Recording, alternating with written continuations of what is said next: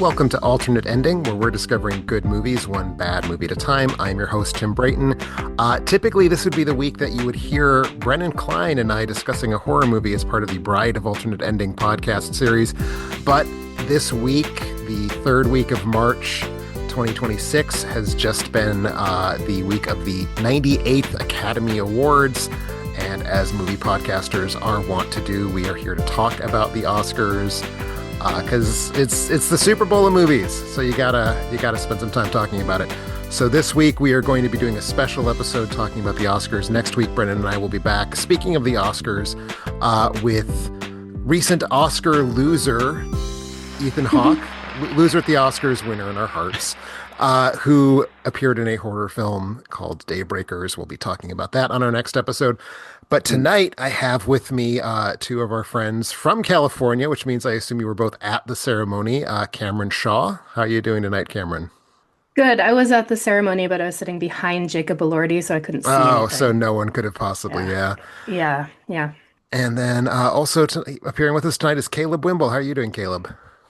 Good. I didn't make it to the ceremony this time, but maybe I will in however many years when they cut off my free antenna viewing of the Oscars. And I'm faced with the prospect of paying for a Disney service in order to do so, which I don't think Well, I will. well, the good news, Cameron knows this because I was frantically texting her while it was happening. I almost didn't get to watch them because the Disney service that I am borrowing from other people didn't have it.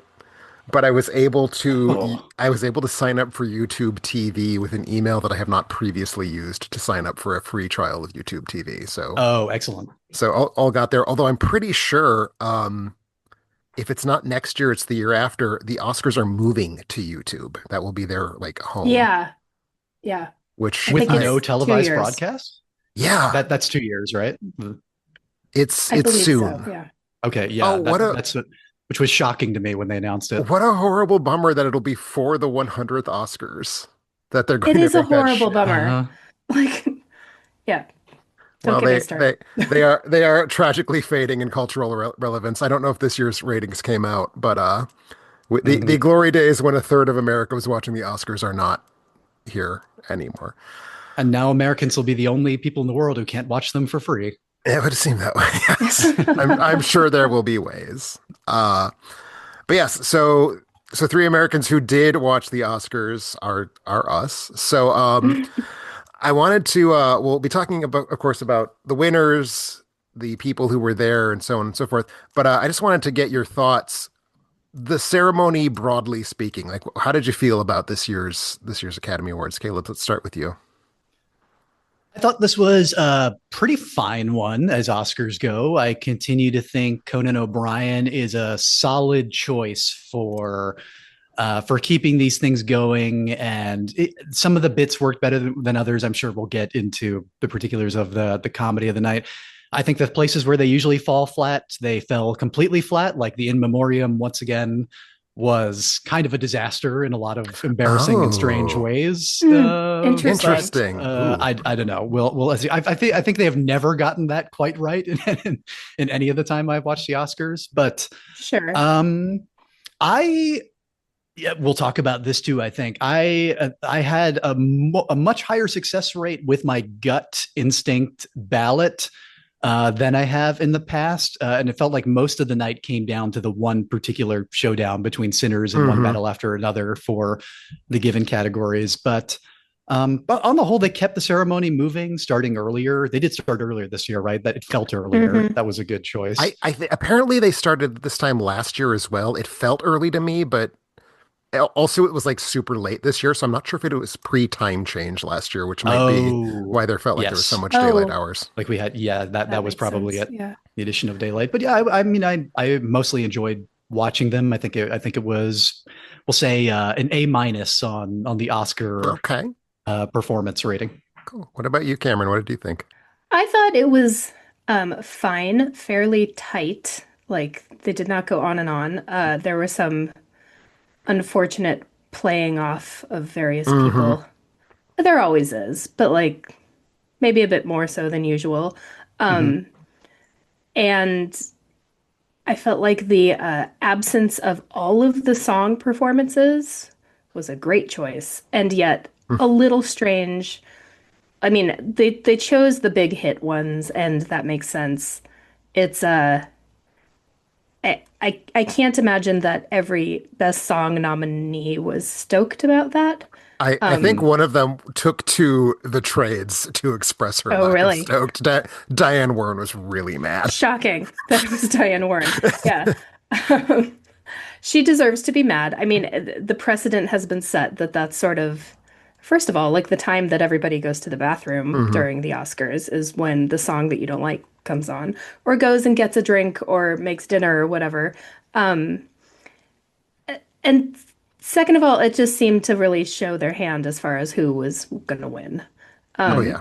So that, but it did keep the runtime down, and I don't know. I felt in general, I felt like it was a little dull, the ceremony, but I didn't mind it so much. I feel exactly the same way. It was dull, but I don't necessarily need it to not be dull. Right. It is a big event for middle America and obviously Los Angeles, but like it's ultimately a very safe event. And I Mhm.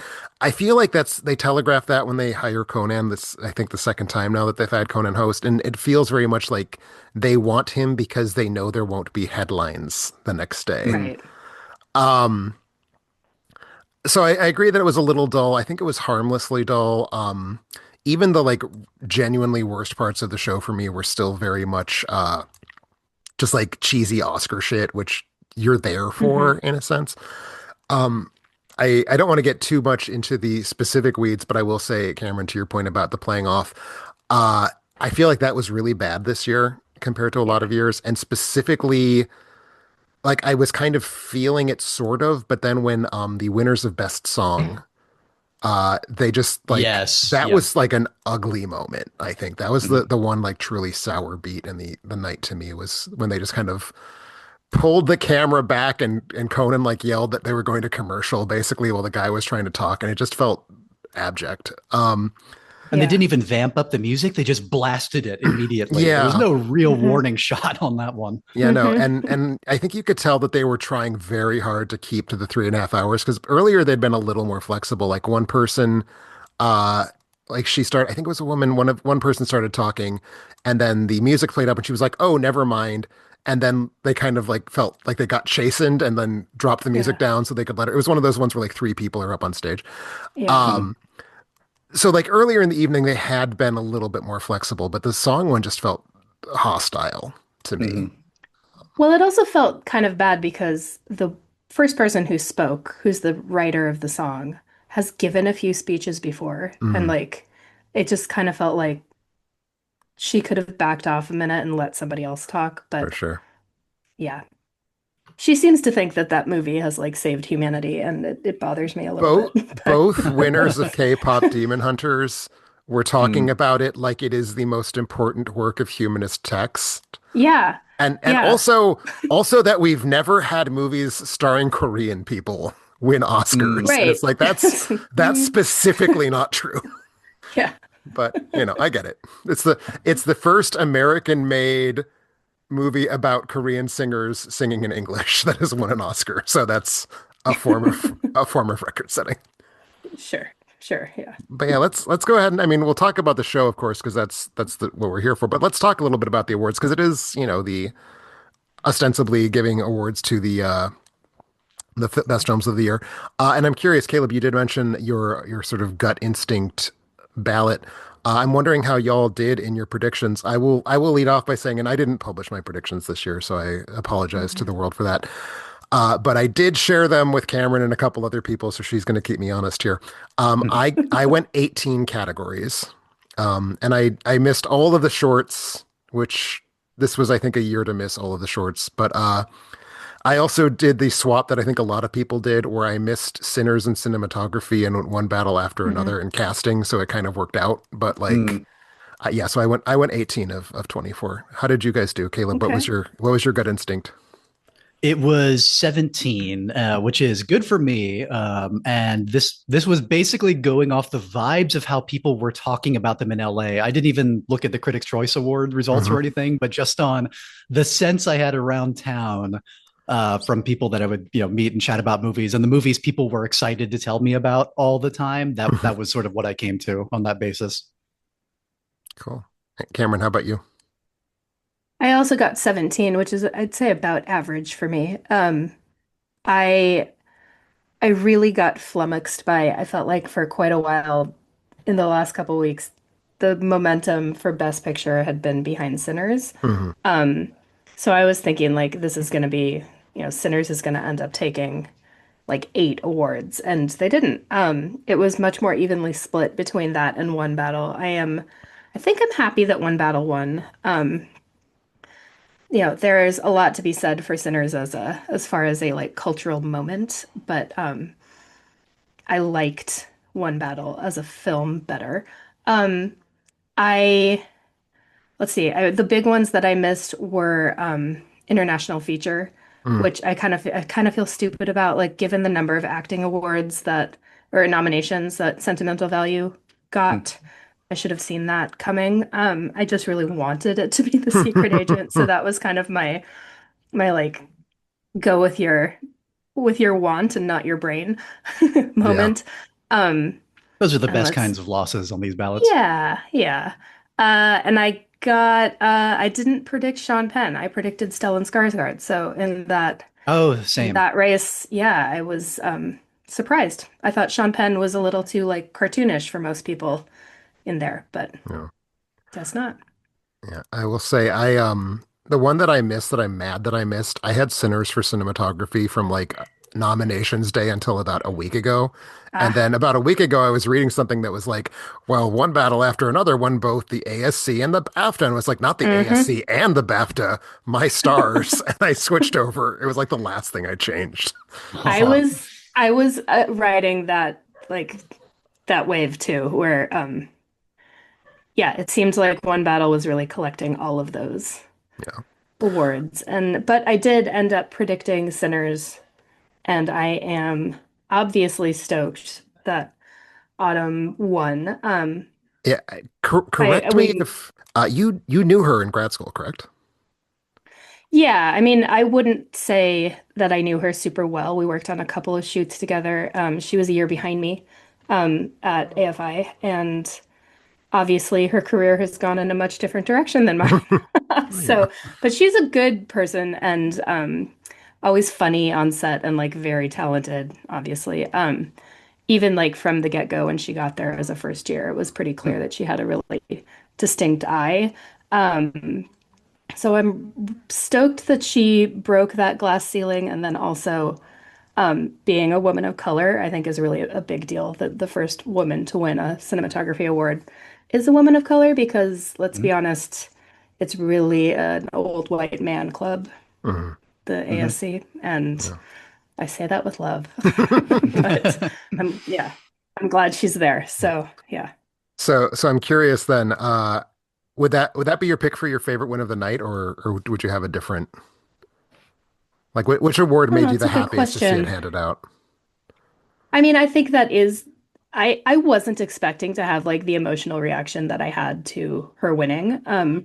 I kind of I don't know. I felt like I was more stoic about it, and then she won and like gave this beautiful speech, and I was just kind of like, oh my God. It's like so it's a big deal in the world of like little girls who want to do things that are Sure. primarily male jobs. Sure. And so yes, I guess it is my favorite win of the night. I really enjoyed the speech given by the One Battle casting director, whose name I can't remember, and Amy Madigan's too was so all over the place and bonkers that I enjoyed that. So Excellent. yeah, Yeah. yeah. Caleb, what about you? What was your favorite win of the night? Nothing that really surprised and tickled me in the way. I was kind of resigned to like most of my favorite films this year were not heavily represented or represented at all. But I liked most of these. I was happy to see Sentimental Value win for Best International. I think that was kind of a shoe in, unless it was just an accident made a really surprise turn out here, which I also would have been delighted to see take something. And Yeah, I think maybe this is with a theme to what was potentially boring about it for both of you. I'd be curious to hear was that a lot of the pools were actually, now that I'm looking at it, to a very small number of films, like the number of technical awards that Frankenstein Hmm. and artistic Hmm. awards was sweeping up. Like those are the things that it really deserved, I think. But it did feel, now that I'm looking back at this list, like a highly concentrated set of Oscars this time around, and then of course Sinners and One Battle After Another competing for a lot of the categories. I did not take there. I've lost my notes on this. There was one speech that tickled me just for how short and sweet and effective it was. I'll see if I can remember that for later, but I don't have it Sure. readily available. What Yeah, about no. you? For me, I think so. This will come out over the course of the episode, so might as well just own it. I don't really like either One Battle or Sinners. I would say that my Yeah. response to One Battle was just a wave of indifference, and my response to Sinners was that I think it is not as good as it could and should have been for many, many reasons. So the fact that between the two of them they took like half of the awards, just I don't feel enthusiasm for that. The one award that did really excite me because it came as a huge surprise to me was Best Animated Short, going to The Girl Who Cried Pearls. Mm. Uh, my favorite film of the nominees virtually never wins in that category, and it's a category that matters to me. I'm an animation guy, but Hmm. it's often the case that my least favorite nominee wins. It's rarely the case that my favorite nominee wins. That was my favorite nominee. So even though I didn't predict it, because often it's my least favorite that wins, that's what I predicted. It was just so exciting to me to be like, oh wow, a good piece of animation was recognized and not some schmaltzy, awful Donald Gleason bullshit, which was what I had on my prediction list. So that one made me really excited. Uh, Other than that, I feel like the awards were very, as you say, Caleb, very centralized. But I was discussing this with a friend of mine after the ceremony. It doesn't feel like back in the 90s when you'd have like the year that English Patient won everything, or the year that Mhm. Titanic won everything, or even as late as like the year that Return of the King won everything. Those felt like big cultural moments were happening. Hmm. And I don't feel like it doesn't feel to me like that's what happened last night. It felt more like those two films won all the awards because those were the only two films they saw. I don't know. Oh, Maybe that's interesting. it I doesn't feel feel like like we were Sinners watching the was a same. pretty big moment culturally, like in terms of people who don't normally talk much about movies all being excited about it, and that Hmm. that being the it film to see. And maybe it would have felt that way if Sinners had won 10 awards instead of 4. I don't know. Right. But Yeah. yeah, it felt like a weird quasi sweep year to me. Um, but yeah, no, very concentrated. Only 4 films won multiple awards. One Battle, Sinners, Frankenstein, and K-pop Demon Hunters. And I I'm sort of neutral on 2 of those. I disliked Frankenstein. So K-pop Demon Hunters somehow managed to be my favorite of the multiple Oscar winners, which feels really weird to say, but here we are. Yes, that is bizarre, but I'm gonna maybe clip that and just play it back to you every now Please, and then. please do. I was pleasantly surprised by how much I liked K-pop Demon Hunters, although I think there were at least 2 songs more deserving of its song nomination. But Oh yeah, the what's the penultimate one with the final showdown? That that one always stood out to that's me. that's the good one. That's the best one, I think. Mhm. Um, and I will also say, since we've already started talking speeches, Cameron, I have exactly the same pick for favorite speech. Casting director was so good. Yeah, it was adorable. It was The way she so like just ripped into him about, well, she didn't rip into him, that's exaggerating, but she teased him for having an Oscar PTA she got an Oscar before he beforehand. did. That was so Mhm. great. That was It Yeah. like my was great. favorite single thing that happened last Yeah. night. I mean, it kind of points to like they're actually friends, and they've been Yeah, working together for what, 25 years or something like that. And right. it felt very real. Yeah. And I will say I feel like a lot of the speeches were in that register of like I'm kind of confused by what's going on. And there was a lot of like babbling and looking for Yeah. words. She was the one who made it feel just really authentic and real. And I mean, she made history in the most direct possible way. She's the first Hmm. casting agent or first casting director to win an Oscar. And I think that the sort of awe of that moment combined with like just delight at being able to have that moment in the sun, I think just it was a really special speech, I think. Easily my favorite of the night. Yeah. So let's talk a little bit then about the show overall. So that's I think clearly one of the good speeches. Caleb, did you have another speech you wanted to talk about as being like particularly strong, or are you still contemplating that? I'm kicking myself for the one that was really standing out to me there. But yeah, I agree with a lot of what he said, and the there did seem to be a lot of surprise tonight on the part of some of the recipients, which was also cute to see. Like with Amy Madigan seeming Yes. genuinely flabbergasted that she had won and just so happy and Hmm. delighted about it. I mean that makes for a fun speech, even if it was kind of all over the place, like he said. Yeah, there was a stat that I really loved. Amy Madigan, this was her second Oscar nomination. Her first Oscar nomination came before any of her competitors for that award had been born. Oh my So, God. so very well earned, very well worth Deserved. the Yeah. wait. 40 years to the year since her last time nominated. Amazing. Yeah, any other sort of moments that you particularly liked? I'm sure we'll be able to start talking about moments that we didn't like so much, but let's keep it positive for a little bit. What were the parts of the show that you enjoyed besides just the speeches and the wins? How about you, Cameron? I'm going to touch real quick on one more speech. I Oh, just thought please. it was adorable that Michael B. Jordan immediately got up there and shouted out his mom. That Like, was Mm. great. didn't say thank you. He didn't say anything. He said other than like, "What's up, mama?" And it was like, oh God. Then he brought his mom and she was sitting right there. Like, it was very sweet. Let's see. I enjoyed, so maybe the only actually interesting thing that happened was the live action short A tie tie. that which I really like Kumail Nanjiani. I don't know if he was given a heads up that there was going to be a tie, but he was the presenter, and when he opened the envelope, he said something like, "It's a tie. I'm not kidding. We're gonna get through this," and then like Yes. laid out exactly how it was gonna work, like he was a substitute teacher or something. It was Mm. amazing. And then like there was no hiccup there. Where I think in other, they must have given him a heads up that that was going to happen. But I think in other awards seasons, it might have just like thrown the whole room into chaos. So Yeah, handled. the last tie happened at the 2012 Oscars, and I don't remember who was presenting or how they handled it. But no, I I thought don't that either. Kamal did a very good job of just kind of Yeah. rolling with it. No, it was a lot of fun, and also cool to get a tie. That was actually one of my other happiest wins because The Singers was my favorite of those nominees. So Hmm. in two categories, my favorite two short categories, my Oh, favorite film won kind of. So I didn't that's see any of the shorts. It's been a while since I've made an effort to see the shorts, which I feel a little guilty about. they don't make it But easy. yeah, they, this year they don't. especially so. Yeah. Yeah, the live action shorts were unusually light on dead children this year, which helped. Oh, Mm. okay.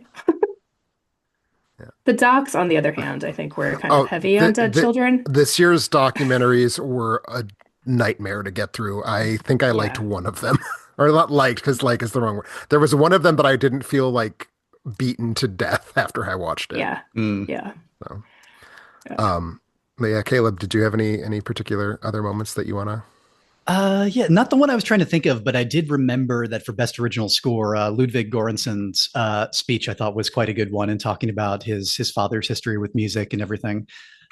Still, I'm going to try to remember the one that really delighted me. Okay, I thought Conan's opening bit, the Mm. weapons one, kind of an obvious gag, maybe, but it was just so fun. mhm. Yeah. The sequence of him interposed with the movies, running through everything, seeing him in the makeup, just a perfect fit for his persona to begin with. But that was a really delightful one.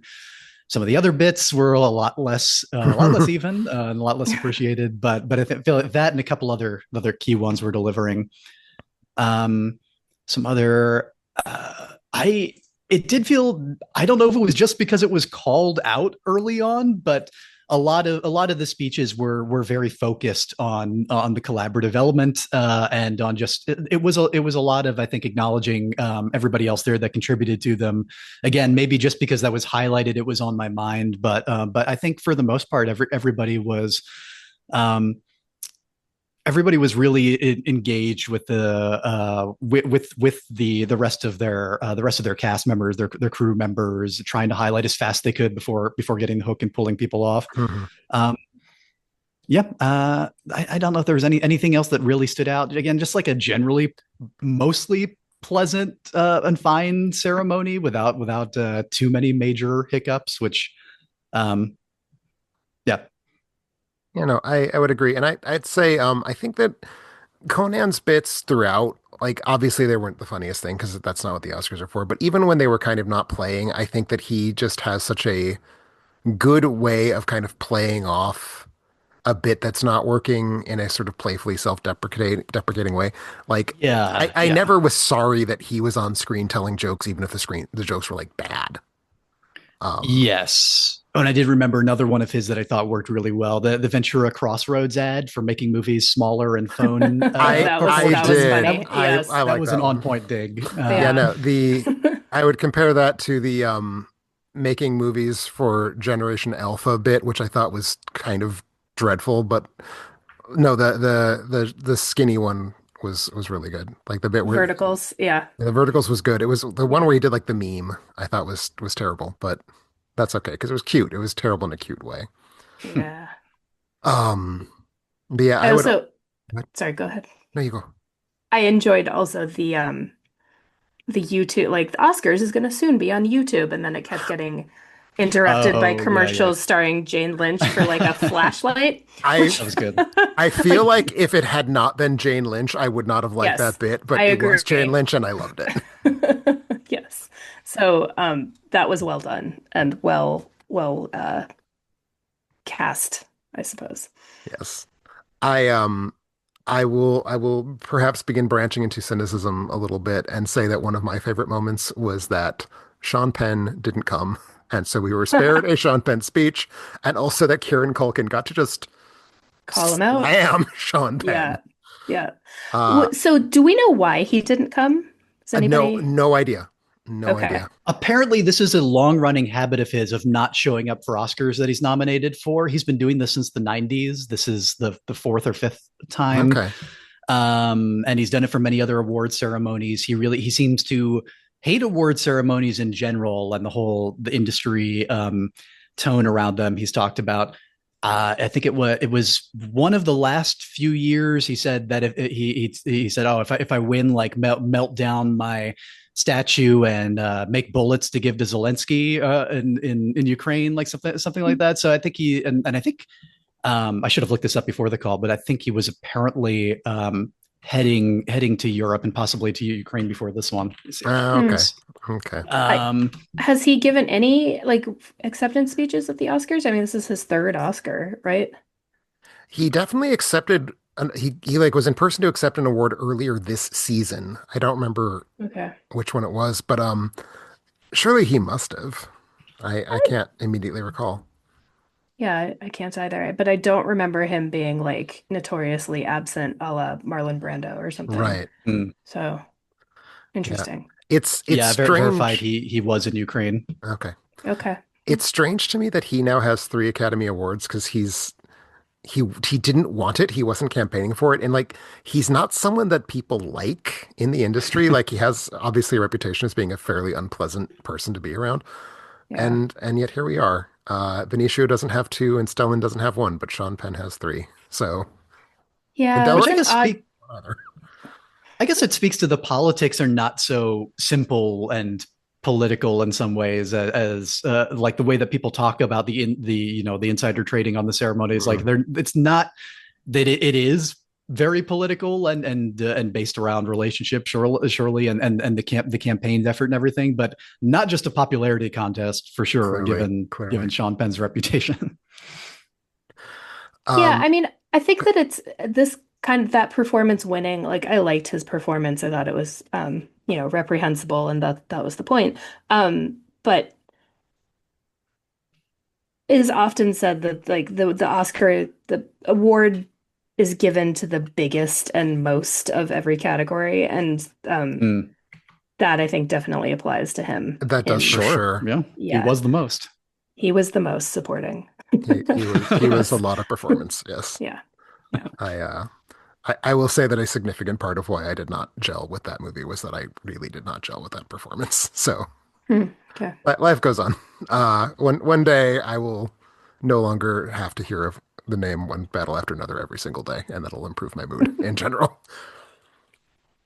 I feel like that's a good moment though to start shifting in. What were our feelings about the moments that weren't so good during the ceremony? I have a much longer list of moments that weren't so good Mm. than moments that were good, but I'm curious where you guys want to start. Cameron, what about you? I was annoyed with the cutting to Grogu in the audience. That was, Uh-huh. despite it being an actual puppet, I appreciated the actual puppetness of it. I think it was, maybe it was animatronic. I'm pretty sure it was Yeah. Yeah. because Um, it responded to an ad lib, so I think it had to yes, be. to the clapping thing from Yeah. Conan. Yeah. So I agree. I appreciated that part of it, but I thought that in general, pumping up movies that are going to come out soon was annoying. So, and yet I did also think the Devil Wears Prada 2 thing was funny with Anna Wintour. The Mm. Devil Wears Prada 2 worked the best because Anna Wintour is such a strange person to see at the Academy Yes. Awards. Yes. Whereas seeing Robert Downey Jr. and Chris Evans is not strange, and therefore it No. was just real fucking annoying. Oh God. Yeah. Yeah, so the little like promo bits like that bothered me. The bizarre like so the Best Picture award was delivered by or presented by Ewan McGregor and Nicole Kidman, Hmm. who chose or I mean this is scripted for them, so they didn't choose this, but it was like the worst possible time to start referencing Moulin Rouge. Like no one wants to hear that at that point when Best Picture is about to be Hmm. presented. No one wants to think about a movie from 2001, like Right. 25th anniversary or not. That was weird. So they started singing? Did they sing or did they just like They recite? sang. Well, they kind of spoke sang a little bit. Mm. Yeah. So, though you think people would have had enough of silly love songs, right? That was the Yeah, song, that's the where they big were. romantic number in that movie, which I love that movie, but I did not need that right then. Oh yeah, no, I just Yeah. rewatched that movie like a month ago. It holds up, but yeah, weird beat. Nicole is obviously one of our great living legends, but she's kind of a eccentric and strange person when she's not like in front of a camera being directed, and Mm. that's that's a lot of a kind of energy that at that hour towards the end of the ceremony is just hard to deal with, I think. Yeah, and like, why are they talking about love? This isn't about love right now. This is about awards. Like, I Yes. don't mean to be crass, but yeah, Yeah. strange. All right. So that's one vote for the Moulin Rouge beat is just being kind of not what it needed to be, and I fully co-sign that. Caleb, you got Yeah. any standout bad moments? Yeah, I also hated Robert Downey Jr. and Chris Evans bit. That was driving me nuts, and the return to do more of it. Also returning for more damage. The bridesmaids bit, which Oh, had moments and then just went off the rails in the a hard. the 30-second version of that bit was probably my favorite of the evening. The 6-minute version of that bit, Uh huh. I was screaming for it Like, to end. why are we still doing this in the middle of the ceremony? It And just. what did it have to do with the best score category? It Like didn't. like why? Yeah. I I kind of liked it. It was too long. I grant you that it was too long, but I did enjoy seeing all five of them. I thought that was kind of No, I cool. mean that was it was obviously nice to see them again, and I did see some speculation that the reason it happened is because they realized that Rose Byrne and Maya Rudolph were just going to be there anyway, so why not see if they could get Yeah, the other three? Mhm. it's probably Uh, true. it was not the worst. I mean, I think that obviously the Evans and Downey Jr. bit because there were two bits, right? Like they presented two Hmm. awards. So the first one was like not playing, and then the second one was like, "Oh, you thought the first one wasn't playing? Well, now what if we're meta about it?" And it just was the worst moment of the night, I think, without question, was them presenting for the second time. I thought in general the presentations by celebrities just felt really strange and not there and under rehearsed and Mhm.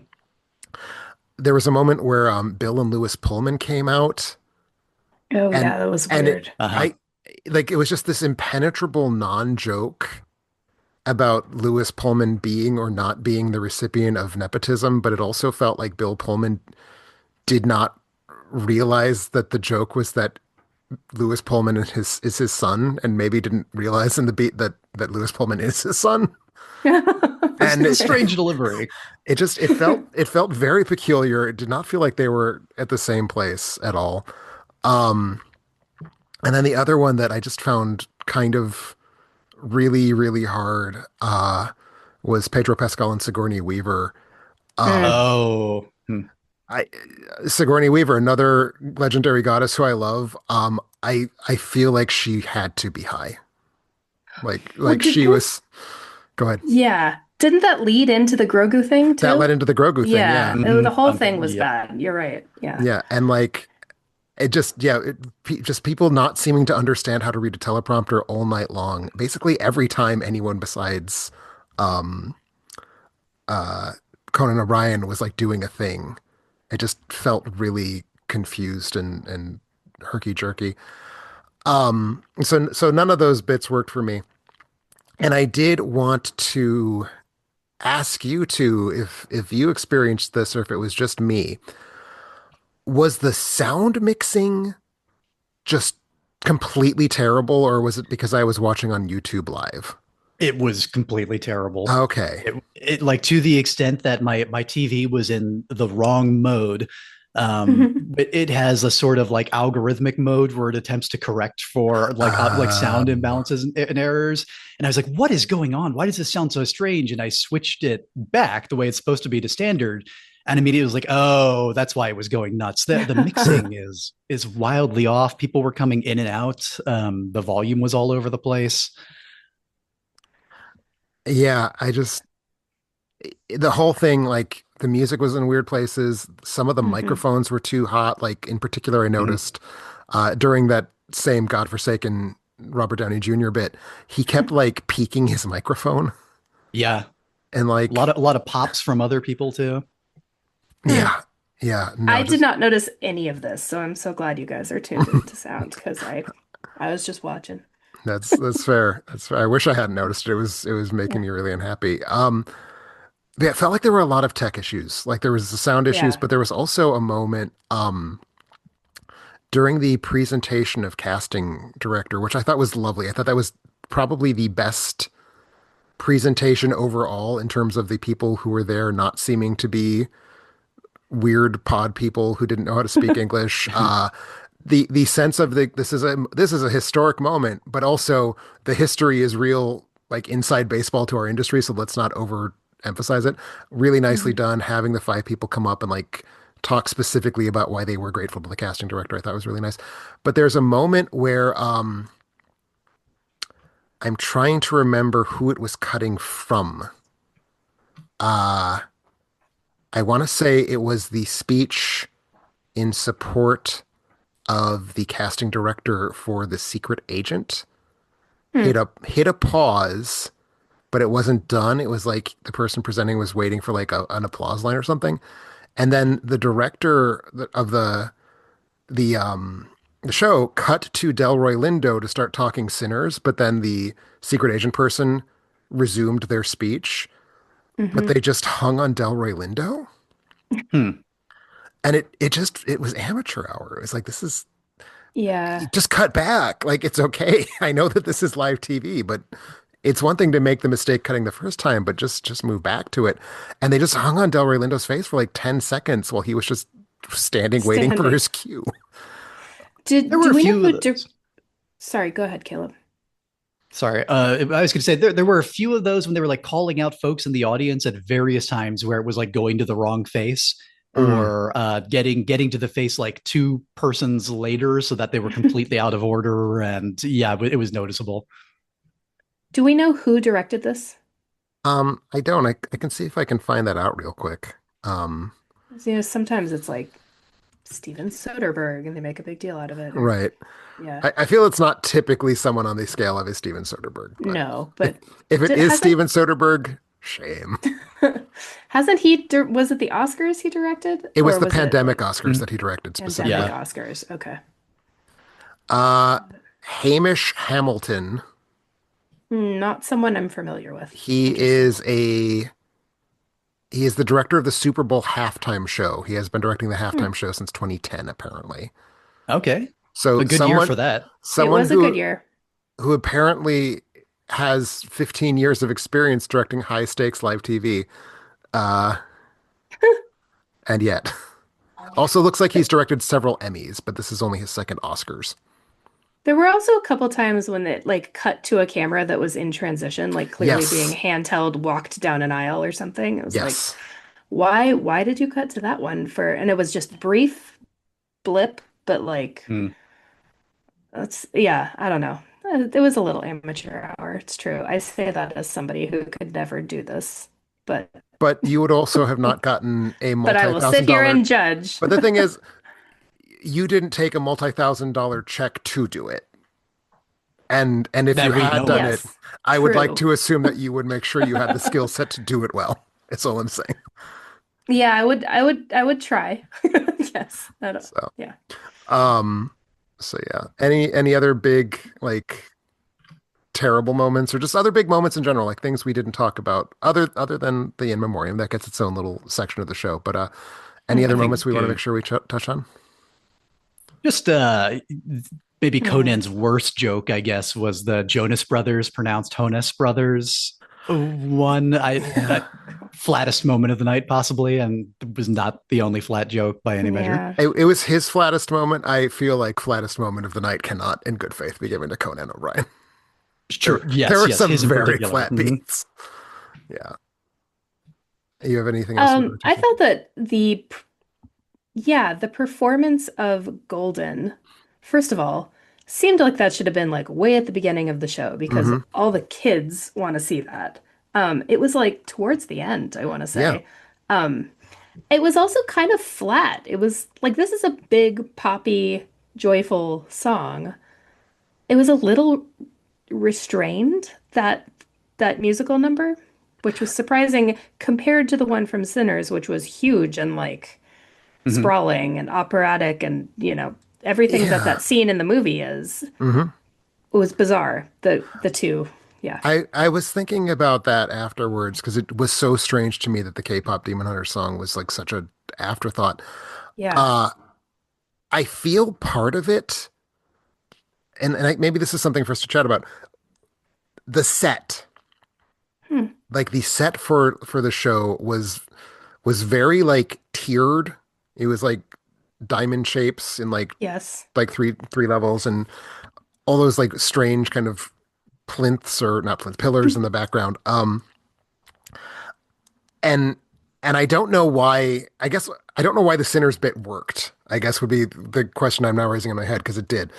Um, the golden sequence I think needed a stage that had more flat areas so Mm. they yeah, could like actually stage it like a K-pop concert exactly, like sequence. in the movie. Yes. So, uh, I agree. I didn't think about it in the context of the set, so that's interesting. But it was a little like restrictive.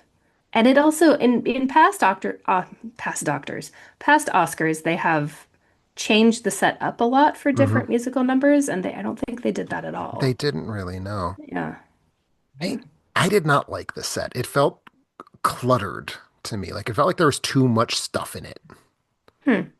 I don't know. Again, like those pillars just really messed with the flow, I think. Yeah. Interesting. Um, the other thing I wanted to get your respective thoughts on, it felt insane to me how apolitical the speeches were. Uh, Yeah.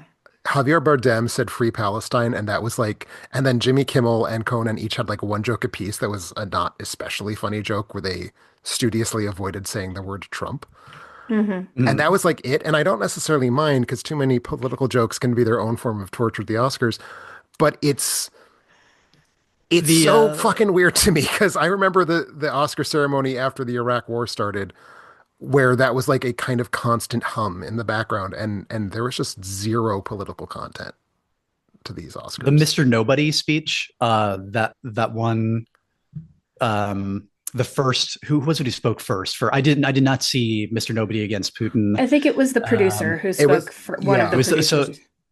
right, yeah. So when the producer was speaking first, the his entire speech was about Trump and the war in particular, right? And like Hmm. analogizing everything of Putin's regime to Trump's in a bunch of clear ways, and then they had the director speak afterwards, right? In Russian, and it was a little, more actually focused on Russia. But that was the only other one that I can remember being a, overtly railing against the present moment. I believe it was the actual guy, the star of the film, that was It, speaking in Russian, yes, right? Oh, it's one and the that's who same. it Yeah. was. Okay, Yeah. yeah. Because I mean, he was kind of a director, but he's the person who captured most of the footage. yeah. So I think he actually Yeah. does have a Mm. directing credit, even though Oh, does he? the quote Okay. unquote director then would be the person who like assembled that into a Right. motion picture, which is not the guy who was talking. Right. Mhm. Yeah, I mean, it was actually like I did not think Mr. Nobody Against Putin should have won necessarily. But it was kind of refreshing to have somebody give a speech of consequence in that fashion. There was also somebody said something about AI and I about how we should not rely on AI for film jobs, and I don't even remember who, but like that sort of glanced at being political, but not really. I mean, Yeah, it that's the was fact that odd, you don't remember who said it, neither do right? I, nor do I really Yeah. remember what I remember that had happened, speaks to, I think, the amount of Mhm. intellectual rigor behind that particular moment. I remember in the moment that it happened, it felt less like a speech and more Yeah. like a knee-jerk thing. Which is, not to ultimately undersell Yeah. Javier And one Bardem's. I think I don't think it's inaccurate to say bravery for that moment because it is probably something that'll be costly for his career at this point. Though it got a pretty good crowd reaction, maybe a lot better than it would have a few years ago. Mhm. Yeah, I mean, so do we think that this is something that like people were briefed on to not be too political? Do you think it's I was actually ABC That handing was that actually my down? speculation. And Yeah. I was wondering if anyone else would have that. I do have to wonder. Because again, you hire Conan specifically because you want to not have politically charged jokes. I think that was really, Yeah. really obvious last time. Um, and I Or just do. atrocious jokes like you get with Jimmy Fallon and Jimmy Kimmel. Oh, I mean, obviously, yes. We prefer our Oscars to not have atrocious jokes, but um, Yeah.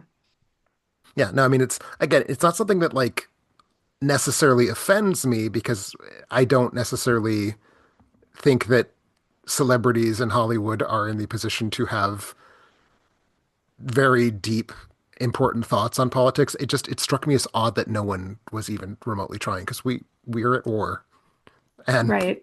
that seems like a thing to be Oh, talked about. Yeah.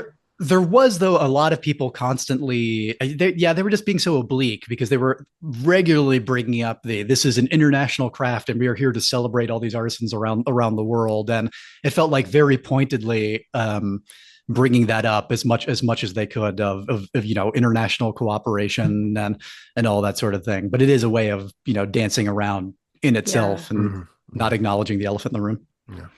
I mean, I was really hoping that Jafar Panahi would get a chance to go up on stage and say Mm. something, being, Iranian Right. and essentially cast out of the country, and um, that would have been nice first of all, for that movie to be rewarded, and then second of all, to hear him say something up there would have been Yeah. great, but didn't happen. No, for Yeah. sure. Um, so only a couple other things that I have on my list. And certainly if either of you want to bring anything else to the list after that. But I have been very eager to ask this question ever since you started talking about your thoughts about the show, Caleb. Um, let's How do we feel about the In Memoriam sequence? Because I'll just go ahead and tip my hand again. I actually quite liked it. I'm So with you, and yeah, I'm curious, Caleb, what you didn't like. There were a few things I didn't like about it, but yeah. So I liked the speeches in isolation, particularly Meg Ryan and Billy Crystal's one's for Rob Reiner. But I think something that I just come back to year after year with these in memoriams, um, is that it feels so crass to me to get such a blatant, these are everybody who died, and these are the ones who were important to us and to whom we are going to Hmm. dedicate as much as half the runtime of the entire In Memoriam segment. And I think that that occurred that year after year. I think it's the same problem. There are some years where it's clumsier than others. This year, at least, they were good speeches and eulogies, and certainly Rob Reiner and Robert Redford are folks who deserve to have those words spoken about them and their impact on the industry, and Catherine O'Hara and Diane Keaton. And at the same time, I think like the relative length and space given to each of those, and then the way, even the various timing of all the faces coming in there, it always feels to me like people's lives are being given like a real the way of pitting them against one another that way just never sits right with me. And when there is such a stark difference, and when you're dedicating huge chunks of the show to a small handful of people, and then just blazing past others in the In Memoriam, especially given there were a lot of Hollywood legends that died last year. Like, I Hmm. mean, I guess there often have been in the last few years, but like a lot on these ones, and it just never sits right with me. The way that goes down, and and then in particular, so Barbara Streisand's, I was not the one to put into these words, but a lot of her speech, a lot of her eulogy seemed more about Barbara Streisand than it did about Bob or Bobby Redford, as she was calling Hey, him in there. And I, it I, made me question how well she even knew him in parts of it. I feel like we are all the person we are, and asking Barbara Streisand at this point in her life to not be that way is just not fair to her. Okay, sure. Yeah, Uh, that's true. but maybe to But give her that much I mean, runway for it yes, is. that is how that speech played. But also, I have multiple thoughts on that. I don't want to jump all over. I'd like to give Cameron a thought to share your thoughts first. Uh, sure. Okay. Well, I agree with you, Caleb, in that it does always feel strange when they highlight certain people. This year it was heavier than usual. I didn't take offense to that quite so much as so we had the people who got their own little like speechy segment by Rachel Uh-huh. McAdams or Billy Crystal or whoever it is. And then there were what, five of those? And then the people who got a slide to themselves in the slideshow. And then there were the people who got half a slide and they were put next to somebody else. Uh-huh. And that felt That's like twisting the yes. knife. Like, Mm-hmm. not only do you not get a little speech about you, but also do we even know who you are? Like, and they went by so quickly that it was hard to read both names at the same time. And it just, Mm-hmm. yeah, I didn't like that. They also left out Bridget Bardot, which bothered me, but Mm. I have got to assume that's a political choice. it could be, sure, but still Which not okay with no, I me. mean Bridget Bardot is a massively important. I wrote a Yes. paper about Bridget Bardot in grad school, so like Well, there you go. clearly a massively important figure, but also a massively important figure who took a very hard rightward drift. And I get that the Academy is trying to, again, Yes. they don't want headlines, and I We think don't that want limits a lot of the headlines. choices. Yeah, I don't know. I feel like had she been an American actress, she might have still Probably been true. in there. Yeah. Probably true. Yeah. I'm gonna play devil's advocate, and I Okay. will say you are 100% correct.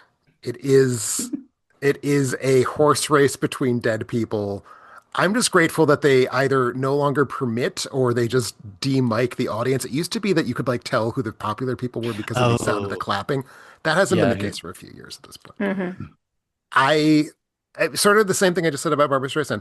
It the nature of the thing is what it is, and like there will always be that because it is Mm-hmm. still, unless it's literally just black screen with white names, that's always going to be how it plays. A, because actors have footage you can show. Hmm. So you're always going to get that point where like, well, we see moving clips of the actors and we just see like a picture of, some owner of a catering company who probably only Yeah. has two headshots. Yeah. Which is not to, the owner of the catering company has people who loved him and mourn him, and I get that. But I would also say it is the thing that it is. Hmm. And I think this was a very strong attempt to move it in a direction that was less of the thing that you're complaining about relative to its baseline. Again, we're not hearing Hmm. clapping anymore. That's a huge shift. I would say a couple things. They have been very sensitive to the criticism that they have to cut out a lot of names. Hmm. This was a longer reel than usual, and I think as weird as the two phases at one time is, that means they can double the number of faces they show. Sure. Yes. I will Valid. I will also say about the speeches, which definitely played of like these are the specific people we missed the most, and then let's not give one to Robert Duvall, which which was the part that felt weird to Yeah, that me. was one of the names that I was Yeah. thinking, wow, Duvall doesn't get any mention at all. And Yeah. I think part of what's happening, I think there was a sense that Rob Reiner in particular is someone whose death was so horrific, he and his wife. Hmm. Mhm. I think there was a desire to let that be a thing that could be processed at the Oscars, but you can't just do one. Right. So That's if we true. do five, then it's not quite as obvious that Rob Reiner got his own specific in memoriam segment, which he did. I mean, even Hmm. though it led immediately into the full in memoriam, like I feel like it was clearly Rob Reiner and then the rest of the cycle, or Rob and Michelle Reiner, Yeah. and I think that was a bit of a calculation in terms of like we don't want it to be conspicuous that we've given the Reiners their own 3 minute bit. But I think they did want to give the Reiners their own 3 minute bit because that's like a Sharon Tate level. This was a Yes. psychological Yeah. rupture in our community that we will take a long time to heal from. And I think Yeah. that they were trying to do that. So I certainly take the point. I think that they are trying to solve for problems and they did not solve them elegantly, perhaps, but I think that they were making an effort to do it in a way that was more tasteful than it could have been. Yeah, and I didn't hate it. Like I actually weirdly kind of enjoyed. I always kind of enjoy the In Memoriam. It's I usually one of find my that it's favorite a parts of the nice, show, honestly. yeah, it's a nice moment. Um, and I always think it's interesting who they put last. Which now I'm blanking. Who did they put last? Redford. Was it Redford? Yeah, because he had his own little thing, and that was yes, that Yeah. was Barbara. Okay. Um, but so it's an interesting moment to me, and it just I do think it was more elegant than usual.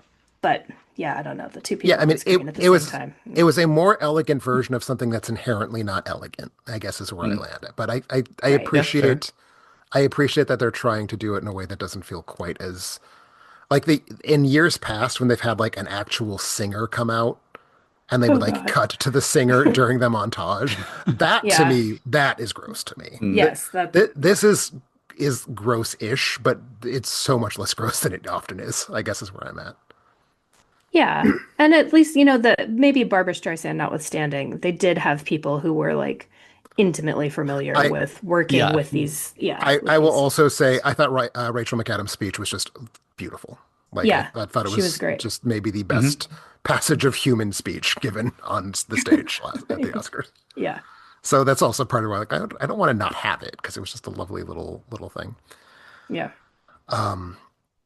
Any other thoughts about the in memoriam, about the rest of the show before we get to the very important question of outfits? So let's Well, let's go for it.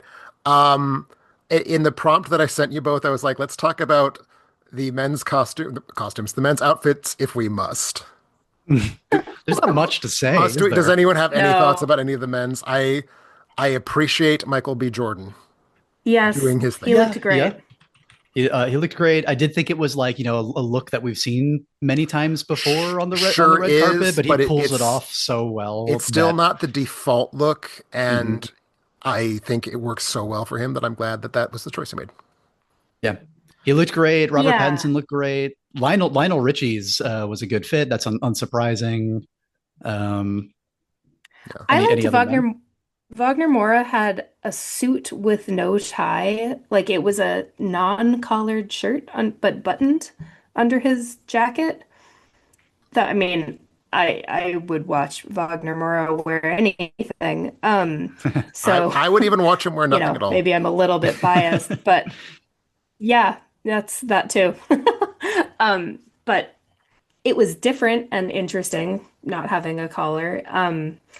And then no, the men were largely pretty dull. So which that's Yeah, the job of the men at the Academy Awards is to just kind of be pretty dull. it's true. Yeah, So, very with true. that being said, what do we think? Best dressed? Caleb, let's start with you. Uh, if okay, between the two of them, I kind of like left it as a toss up between Odessa Azian and Tiana Taylor's. Um, Probably going to have Hmm. to Hmm. go with Odessa. Is it Azian? Azian, I completely forgot to look up I actually pronunciation. do. I've only seen it. I don't actually know. Well, Yeah, apologies I to don't her for know. completely I think it might be butchering. Zion, but yeah, yeah. Odessa Zion, that would make sense too. Yeah, she was wearing Valentino and just this sort of almost like open kind of kimono drape like top in some ways with these silvery beads along the cuffs, and then these flowing like sort of split trousers coming out below. It was just a really good look. She really pulled it off well. It kind of flowed in a cool way when she moved her legs. It had some interesting like flower motifs along the back that were like almost like puff balls coming out off lavender petals, and then starburst up top. Like the whole thing worked pretty well for me. Um, and I think just for like of the most simple traditional dress, that just the shape was incredible. Like Zendaya's was really Mhm. good. But I don't want to take other people's picks down the list. I could go on for a lot more of the women there than the Sure. men, certainly. Yeah. What about y'all? Yeah. What about you, Cameron? I also like Tiana Taylor. She, again, much like Wagner Moura, could wear anything and look amazing. And Elle Fanning, I liked her dress. It was kind of just, not super flashy, but it was like a white strapless ball gown, essentially, with beading. I liked that. And I'm curious what you guys thought about Demi Moore's Black here's a Swan. like bird stuff down my chest dress. I couldn't even take like I was looking at it and then noticed that it was Demi Moore wearing it. Like, it was very eye-catching, but I don't think I liked Hmm. it. I feel like Demi Moore's dress was a quintessential Oscar dress of if you were photographed from the bust down, it's Hmm. astonishingly good, but Mm. that décolletage is just wow. Bizarre. Just what is that? I think she comes It looked like very she was close to trying making to it work. hide something. It does. It Yeah, does. I agree. I I think still. And then I oh go ahead. Oh, I did like it um overall. I agree the feathers up above are a bit much, but the kind of the scaling around the waist was The really beautiful. The scaling, way, the green that yes. fades into like a kind of greenish yeah, black yeah, was just very, very really striking eye to me. Yeah. catching. And I will Um, also say, the Yeah. feathers and her hair color and the way she had her hair styled almost come together to be a thing. Like it's not like a disaster. Hmm. It was like 90% of the way to 95% of the way to being a thing. But yeah. But Cameron, you're going to say something Yeah. else, I think. It was noticeable, so if nothing else. I thought it was interesting that both Anne Hathaway and Rose Byrne had these like um mm, almost like China pattern floral dresses Hmm. that were you don't see a lot of floral dresses at the Oscars. That was yeah, interesting. her that was a lovely one. She looked great. Hmm. Yeah, no, very Yeah. much so. I don't have anything like scintillating to say about it. I just liked them. So, yeah. Um, I would certainly co-sign Tiana Taylor. Like as such was probably my favorite dressed. I really like the sort of white accents going on there. Hmm. But I would actually say my pick for best dressed because it's something I typically don't like, and she made it work very well. I am going to go back with one you mentioned, Caleb. I thought Zendaya. Mm, The it's it was very sleek, very streamlined. But what yeah. really impressed me that I typically don't respond to, very monochrome. Her dress and her lip gloss were almost exactly the same color, and they were both like variations of her skin tone. So it's like a kind of very uniform color palette, but in Hmm. a way that felt so precise to me. And like the slight variations in color going on there, like themselves became, I think, points of interest. And just because I typically don't like that kind of monochrome dress at the Oscars, the fact that I think she she made it work so very well for her. I just feel Yeah. like I have to give her some credit for that. That and plus the lines were just really, really very Hmm. striking, very good for her, I think. And otherwise, everything that stood out to me, I think, has been brought up. Certainly in terms of the best dressed. But what about worst dressed? I started with Caleb last time, so I'll start with you this time, Cameron. Well, Tim, I feel like I'm gonna steal yours, You but can go ahead and steal. I have backups. I oh have great. backups.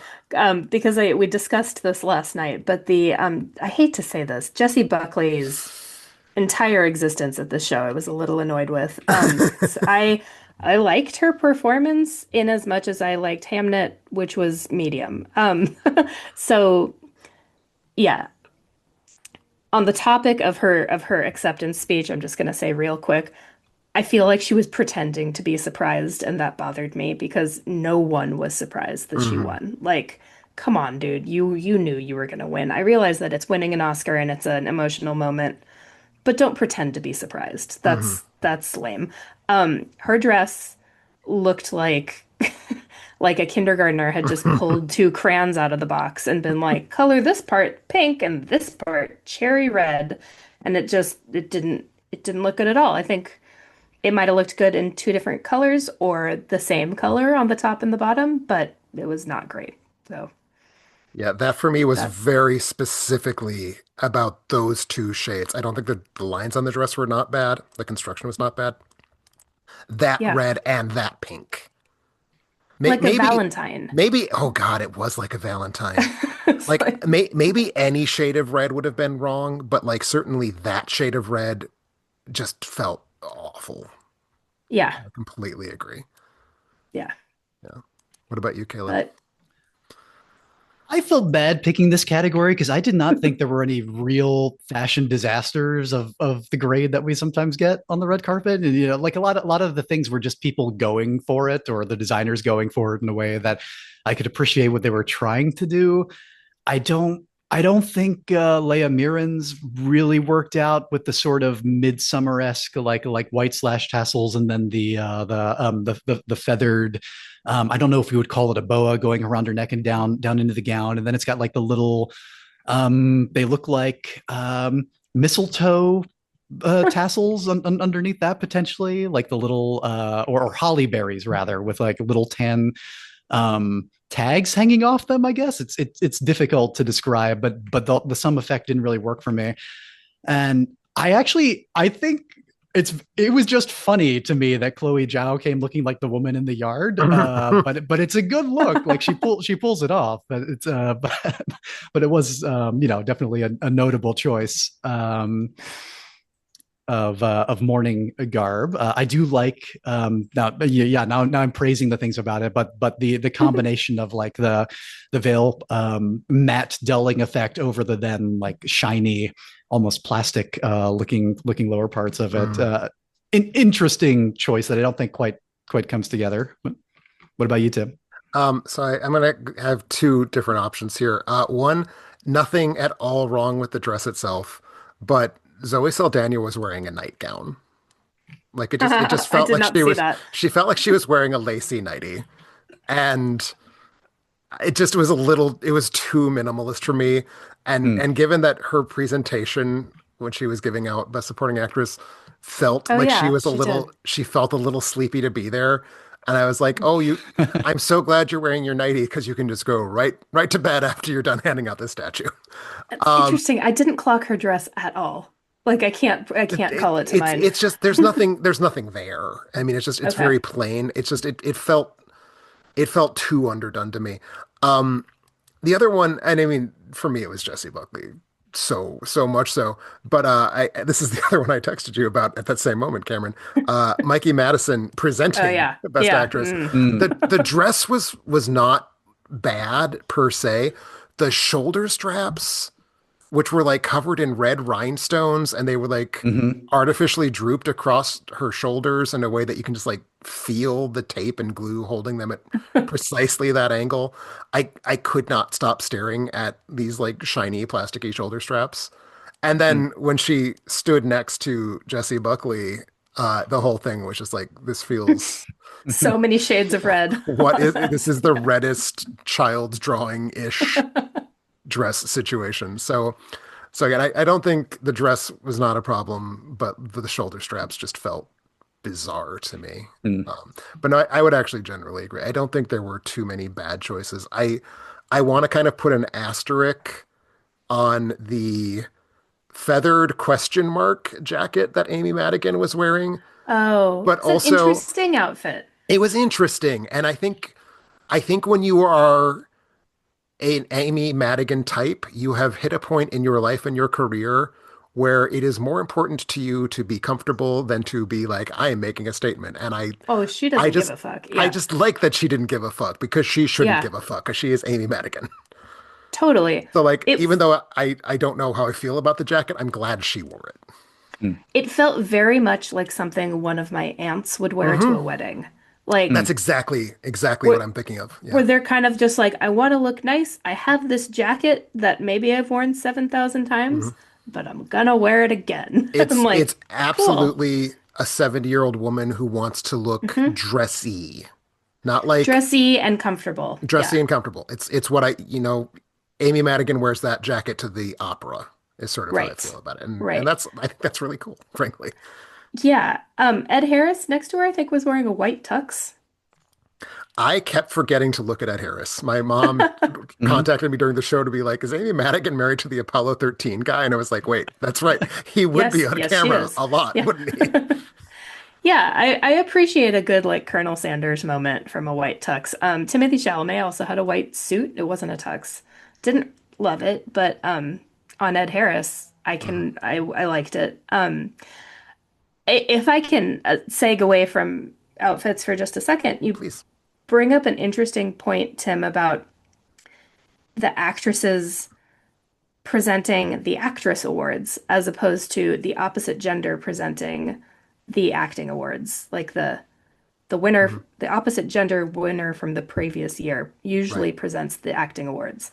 And that was an interesting, subtle, and I think appropriate change that they Yeah. made this year. So, Yeah. hooray. No, That's I all I have to think say. they have made that change in response to things they wish hadn't happened in the past. Hmm. I Mm. agree. Yeah. So good for them. And we will point out that Adrian Brody was going to be presenting someone with an award this year. So Exactly. Oh, he never looks comfortable up there or sounds remotely like he wants to be there. yeah. No, you know what I do like about Adrian Brody though is he's in, I don't even remember what the commercials are for, but he's in some kind of commercial right now where they just like pointedly make fun of how dramatic he is. Yes. And Yes. Mm. can you remember what it's for? But like Not they're remotely. very, I find them funny. It's like Adrian Brody making fun of himself. I'm all there for that. Oh, Yeah. speaking of commercials, we haven't mentioned that this Oscar ceremony was brought to all of us by the Burger King and the Mouse Lord throughout the entirety of the Uh-huh. ceremony. Was it the Uh-huh. same on streaming as it was on Yeah, it live was. TV? Burger King's intense desire to for all of us to know that they're rebranding, but they're not doing anything different. They're changing everything, but they're changing nothing, and Hmm. it's good again. Believe us, I guess. Was Yeah. the weird apologetic message. Yes, indeed. And then Disney reminding us that they own everything and everyone, and we have. Disney's reminders that they Mhm. own everything bothered me a lot. Okay. Settle a debate here, Caleb. Was there an advertisement about how when you go on a Disney cruise without your dead wife, you're sad, but then your granddaughter's there and you're less sad? Yes, there was. Okay. I found the pitch about your wife's dead, but you should still go on Disney cruises to be insane. Just And completely I didn't, insane. I was not paying enough attention to be able to corroborate this for Tim. I was like, I thought the wife was there, but as you pointed out, it was like the memory of the wife that was That's what there. I gathered it to be. It's It's like, I one of those commercials that feels like hallucinogenic enough that you wonder if you dreamed it. So I can understand why okay. you would need yeah. to Thank you. check in on that. Thank you. I just needed to make sure. Yeah. Well, if no one else has any other burning feelings about the awards ceremony, I feel like that probably gets us to a good place to wrap up. But Yeah. before we go, any exciting news from either of you? Any place we can find you online, Caleb? You can find me and follow everything I do in the game space at sojournrpg.com. You can find me at Caleb Wimble on Blue Sky and Letterboxd. And how about you, Cameron?